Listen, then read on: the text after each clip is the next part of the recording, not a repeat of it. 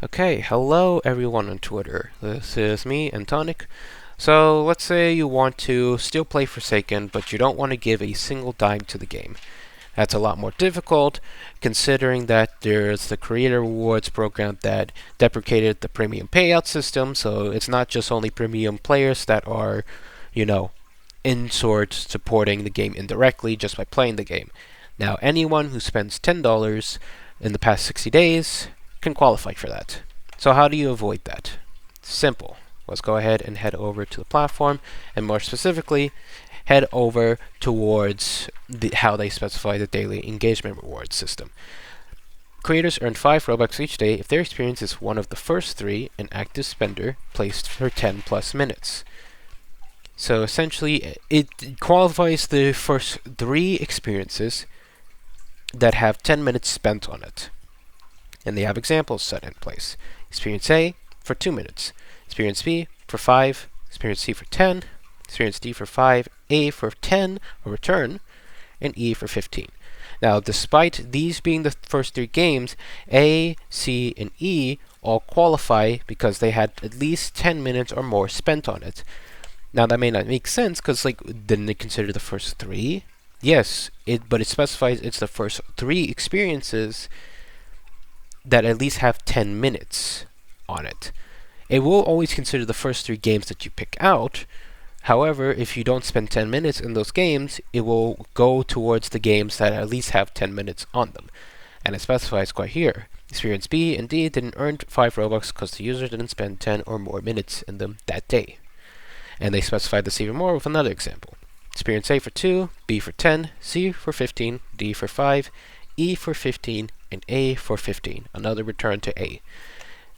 Now, because A, B, and C all at least had 10 minutes or more spent on their games, they all qualify for the 5 Robux that day from that one user alone.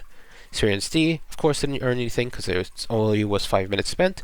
And Experience E didn't earn anything because it was the 4th experience the user visited that day, even though they spent over 10 minutes in it.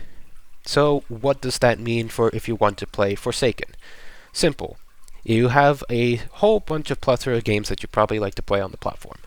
My goal in, explaining this whole thing is to show how you can go about playing this game if you really wanted to, without indirectly supporting the original creator. So let's say let's look through this catalog of games that I have. Let's say I wanted to play Forsaken that day, but if I don't want to support the original creator indirectly, I pick 3 games that I know I can play for 10 minutes or more, first and foremost, and then head out to Forsaken afterwards. So let's go with these first 3. Something Evil will happen. I know I can spend at least 10 to 20 minutes playing that game by myself. Easy peasy, no problem. Die of Death. 32, like a whole hour. This game is fun for me. Blast Zones, around the same amount. Just those 3 games alone. Those are the first 3 games I play for the day. As a result of that, it doesn't matter how much time I spend on Forsaken, Forsaken will not get 5 Robux off of me, because I had already spent more than enough time to ensure that, this set of games got my 5 Robux that day. Same applies to if I wanted to play, for example, Untitled Boxing Game, Regravator, and let's pick through another game real quick. Let's say for some reason Violent District, if I wanted to. Those first 3 games, I can definitely spend upwards of 10 plus minutes on. Easy peasy, no problem. It doesn't matter if I go and play Forsaken for the rest of the day, Forsaken will not get $5 off of me. There's also something to consider with the audience expansion reward.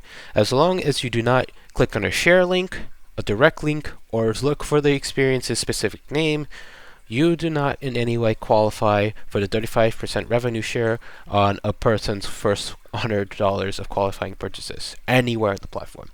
As long as you make an effort to never make Forsaken the first game that you play, and you make an effort to play a whole sort of other games that you like for 10 minutes or more, you will never in turn indirectly support the creator.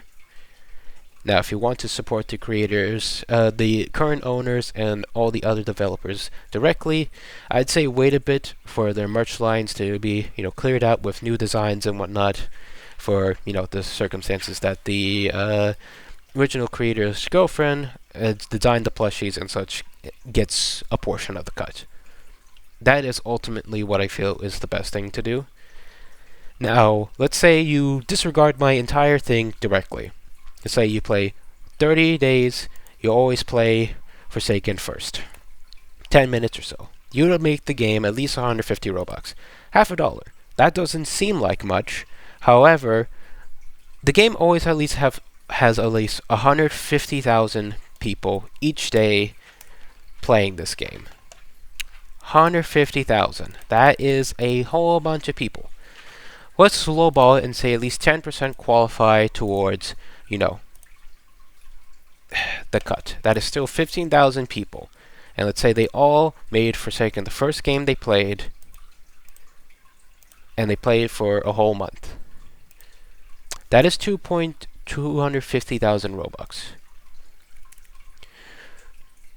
2,250,000 Robux qualifies to about $7,875 for that month. That is not in any way cheap money. That is still a whole bunch of money made towards the game. It definitely isn't the plethora amount that they make now, but that's still not something to shy away from. And 25% of that goes to a certain robotic developer. Sorry, I messed up the calculations. My apologies.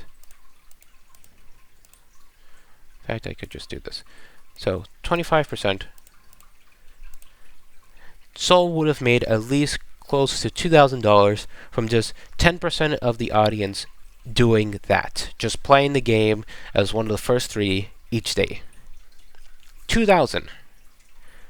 That's not a lot, but that's $2,000 that I'm certain no one would have wanted to give Soul in any regard. So that's why I feel like it's important to be aware of how the creator reward system works and how you can circumvent it, whilst also supporting games that you actually like directly. That's all I have to say. Thank you all, and have a good day.